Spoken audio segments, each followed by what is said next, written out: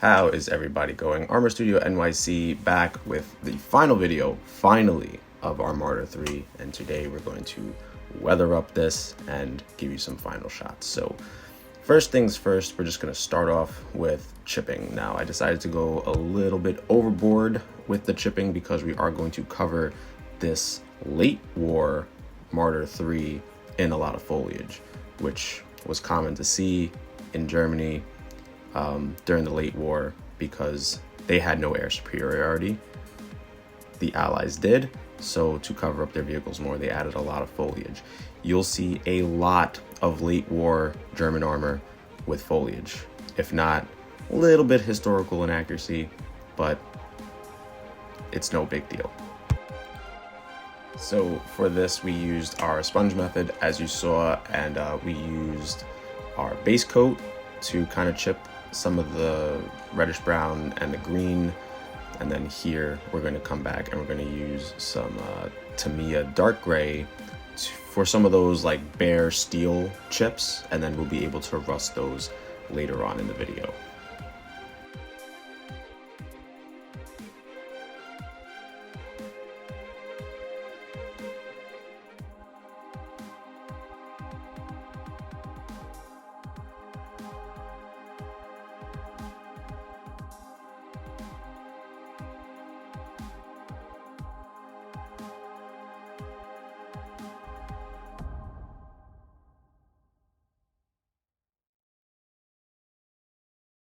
Okay, so moving on now, we're going to go ahead and we're going to rust all of our bare metal parts. So this exhaust pipe right here will be rusted along with the spare tracks. You have a few of the other guide rods, just anything that's pretty much bare metal. And we're also going to use some rust streaking effects on those bare metal chips that we used before. Bare metal, obviously, doesn't stay fresh for long, especially in, rainy, cold, heat, all these types of conditions. They get weathered fairly quick, so it's best that we just go ahead and hit this with the rusting enamel wash, which will give us a beautiful rust tone once it's dry, just like you see right there. That shovel, if it looks shiny, it's not because it's gloss or anything like that. It's because that was freshly painted and I was on time constraints, so I just needed to film it right away.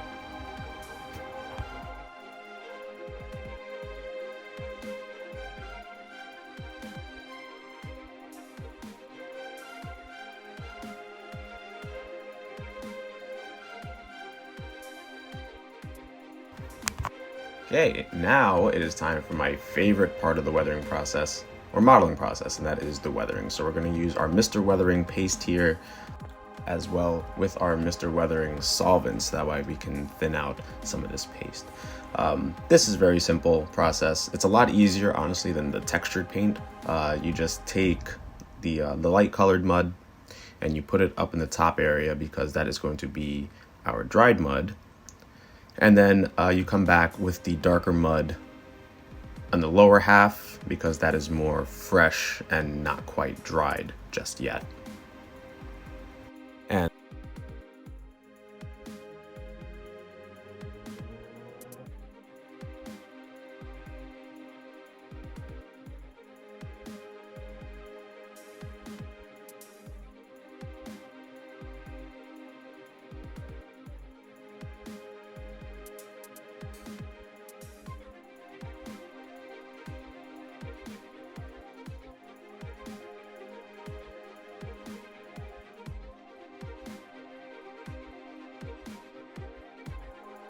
And like I said, we're just going to come back with the dark mud, try to get all into this running gear here, so that way we can set up the next step of our weathering process.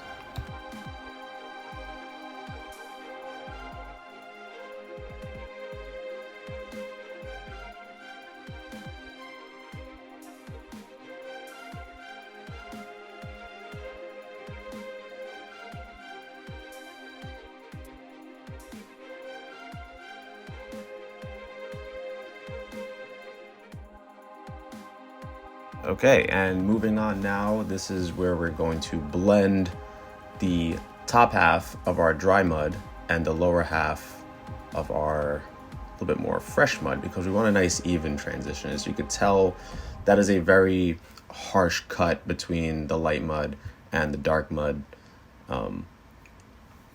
So we just really want to get in there, and we can just dab. It will blend the colors together.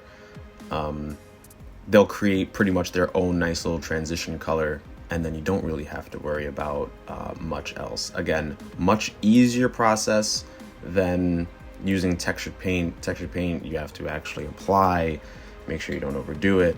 Then you have to blend, and then you have to color the textured paint, and then make sure you have paints that coordinate. So I think going forward, we're going to use this weathering paste instead.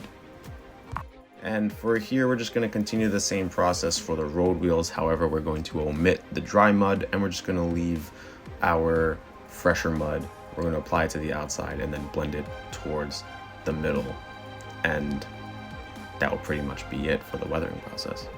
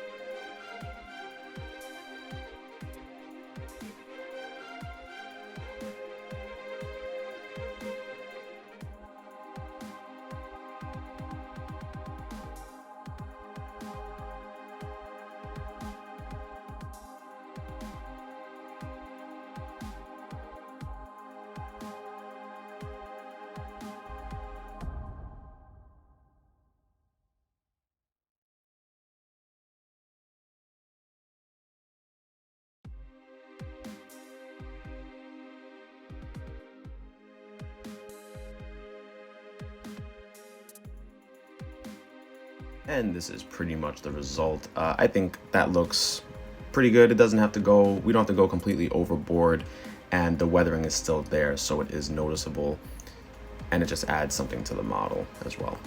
Next up on the list is we're just gonna take some of this sandy concrete. This is like paver's sand that I'd gotten from my backyard, and it actually turned out to be in scale for like debris and rubble type stuff.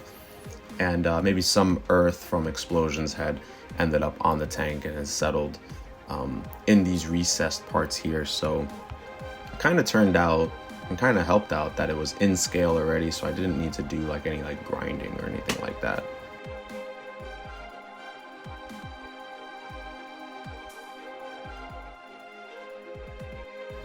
And now finally, with our modification that we added to the tank, our little wire here, we can add all of the extra equipment that a crew would use that maybe they couldn't really fit inside their fighting compartment. So you have helmets, satchels, bags, canteens, you name it. Stuff like this adds a little bit of personality to the model, as well as adds a little bit of personality maybe to the crew, you know, and kind of adds an extra setting to the model as well. So it's just a little extra add-on. It's very easy to do.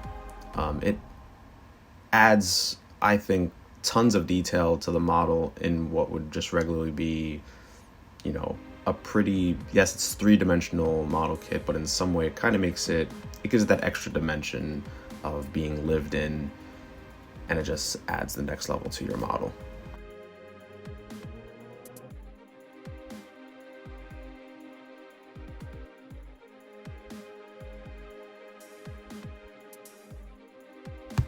Funny story, I actually added this 135 scale bucket. Now I got this from another kit. That bucket is massive for 135. It does not look like it is in scale, but it is in some way. So, all right, so what else can we add to the model? Well, it's time now to add the foliage to the model now that we're pretty much done weathering it and chipping it and stuff like that.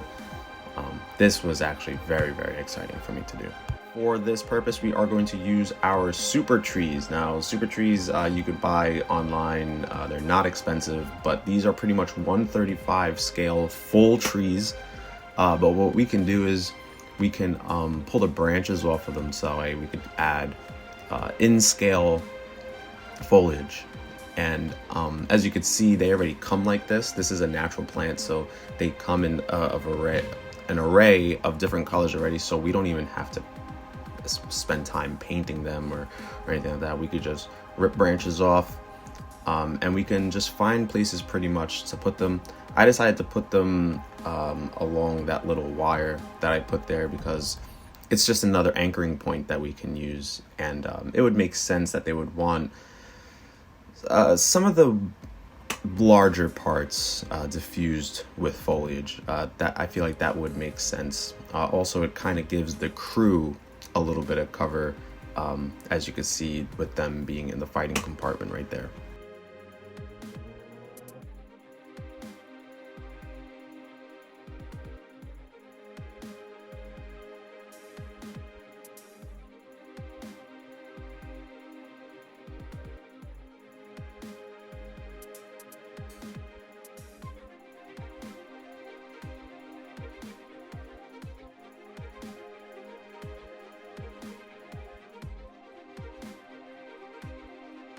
That is pretty much it, guys, and this is our final product that we have here. We added the figures, we added the foliage, we have a lot of chipping on there, we have the weathering done.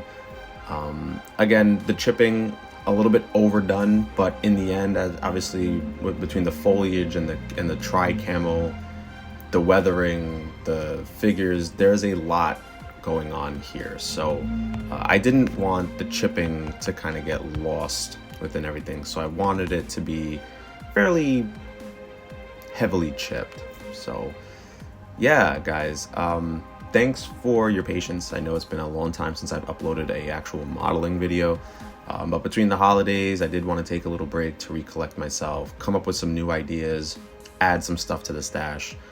Going forward on this channel, we can expect a lot more like product reviews and just modeling tips in general, as well as, you know, your frequent kit updates. So thank you guys for tuning in. Enjoy these lovely shots of our Tamiya Marder 3, and I will catch you guys for the next video.